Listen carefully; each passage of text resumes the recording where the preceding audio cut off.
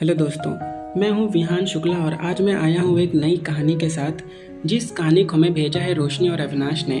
तो इनकी कहानी स्टार्ट करने से पहले आपसे एक छोटी सी रिक्वेस्ट है, अगर आपको वीडियो अच्छा लगे तो प्लीज़ लाइक सब्सक्राइब शेयर जरूर करिएगा। और अगर आपके पास भी कोई कहानी है तो आप मुझे इंस्टा पे भेज सकते हो, लिंक आपको डिस्क्रिप्शन में मिल जाएगा। तो आइए ईयरफोन लगा लीजिए और कहानी को सुनते हैं। तो इनकी कहानी स्टार्ट होती है 2019 के स्टार्टिंग से, अभी लॉकडाउन नहीं लगा हुआ था।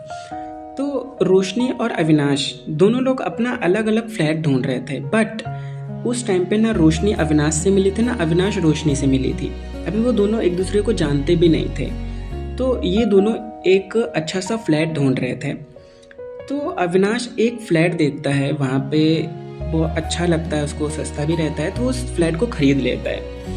कुछ दिन बाद अविनाश अपने फ्लैट पे मस्त चिल कर रहा होता है, इतने पे उसका गेट कोई बाहर से खोलने की कोशिश करता है।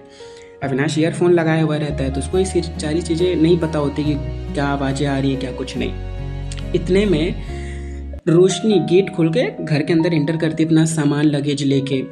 तो वो अंदर देखती कि अंदर एक लड़का बैठा हुआ है। वो शॉक्ड, वो चिल्लाने लगती है चोर चोर चोर। तो अविनाश भी डर जाता है कि यार ये कौन है, कहाँ से आ गए मेरे फ्लैट पे। फिर अविनाश बोलता है कि भाई तुम मेरे फ्लैट पे आके मुझे चोर चोर चोर चोर क्यों बोल रही हो तुम। तो वो लड़की बोलती है, हेलो ये मेरा फ्लैट है, तुम मेरे फ्लैट पे क्या कर रहे हो। तो बोलता है कि ये पागल हो क्या। वो अपने रूम की दिखाता है कि भाई ये मेरा फ्लैट है, तुम यहाँ पर आई हो।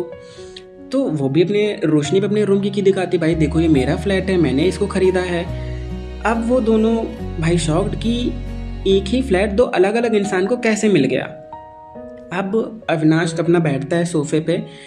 अब वो जिसने फ्लैट बेचा था उसको फ़ोन कर रहे होता है, अब वो उसका फ़ोन नंबर बंद आ रहा है। तो अब तो बात सीधी क्लियर थी कि उसने इन दोनों को चूना लगा दिया। अब दोनों बैठे हुए थे। अब उनके बीच में ये होता है कि ठीक है, जब तक हमें दूसरा फ्लैट नहीं मिल जाता तब तक हम इसी में एडजस्ट करते हैं भाई। तो वो लड़की पहले तो थोड़ा डर रही होती कि यार ऐसे किसी लड़के के साथ रहना, ऊपर से अपनी फैमिली को बताएंगे कि जिस फ्लैट में हम आए उसी फ्लैट में एक लड़का भी है, तो जाहिर सी बात है दिक्कत हो सकती है।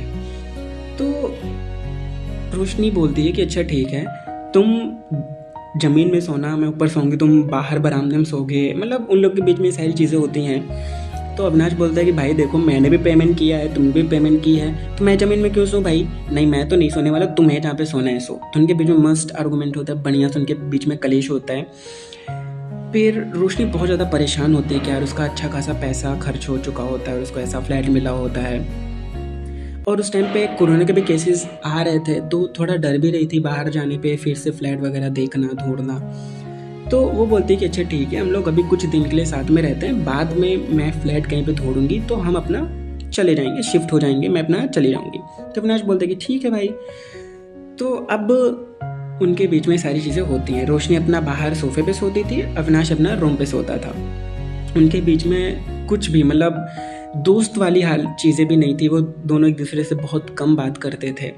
अब उनके बीच में ये हुआ कि भाई अगर हम साथ में फ्लैट शेयर किए हैं तो हम और भी चीज़ें शेयर करते हैं। लाइक अगर फल फूल आ रहा है तो उसका हम 50-50 करेंगे, अगर राशन आ रहा है तो उसका 50-50 करेंगे, बिजली का बिल, मतलब हर चीज़ हम 50-50 करेंगे। तो बोलते कि ठीक है करते हैं भाई, क्या करना पड़ेगा। इसी तरह अब उनके बीच में थोड़ी बहुत जान पहचान होती है, थोड़ी बहुत एक दूसरे से बातें होने लगी है, उनके बीच में धीरे धीरे फ्रेंडशिप होने लगती है। अब एक दिन की बात है, मौसम थोड़ा ख़राब होता है और रोशनी सोफे पे सो रही होती है, वहाँ पे उसको ठंड लग रही होती है। तो अविनाश पानी पीने के लिए किचन में गया हुआ होता है। वो देखता है कि यार पूरा एकदम छोटी सी बन के सिकुड़ के सो रही है। तो अपने रूम से कंबल लेके आता है और उसको उड़ा देता है। बट उस टाइम रोशनी जग रही होती है। अब रोशनी उस टाइम कोई रिएक्शन नहीं देते, पर रोशनी को ऐसा लगता है कि लड़का कुछ गलत करना चाह रहा है। बट जब वो कंबल उठा के जाता है तो रोशनी को लगता है यार ये तो लड़का अच्छा है। बट वो एकदम ऐसा प्रेजेंट करते कि वो सो रही है, उसको कुछ नहीं पता नहीं। फिर वो अविनाश अपना पानी का बोतल लेके अपना रूम पे चला जाता है। इसी तरह 1 महीना बीत गया, 2 महीने बीत गया, दोनों के बीच में बनने लगी थी, दोनों अच्छे दोस्त बन चुके थे। लेकिन फिर भी उनके बीच में ये था कि एक बाहर सोएगा, एक बार कमरे में सोएगा, दोनों के बीच में 100 मीटर डिस्टेंस जरूरी है। मतलब उन्होंने ऐसे ऐसे रूल बना के रखे थे कि क्या ही बताएं। उसके बाद अब उनकी फैमिली को भी नहीं पता था कि वहाँ पर ये दोनों किसी लड़का लड़की साथ में रह रहे हैं, किसी को कुछ नहीं पता है।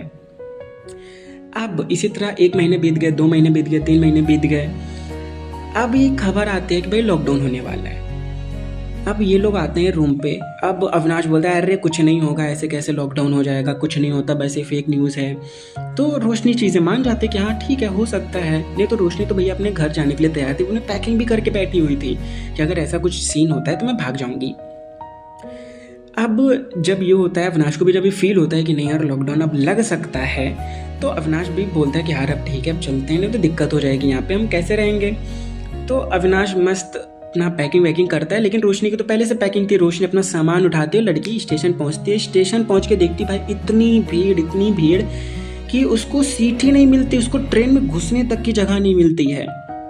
अब वो वापस आ जाती है और फ्लैट में आकर वापस देखती है कि यहाँ पे अविनाश है ही नहीं। अब उसको लगता है कि अविनाश चला गया। वो बहुत खुश होती है कि चलो पूरा फ्लैट अब मेरा है, जब तक वो नहीं आएगा तो मैं चिल करके मस्त से रहूँगी।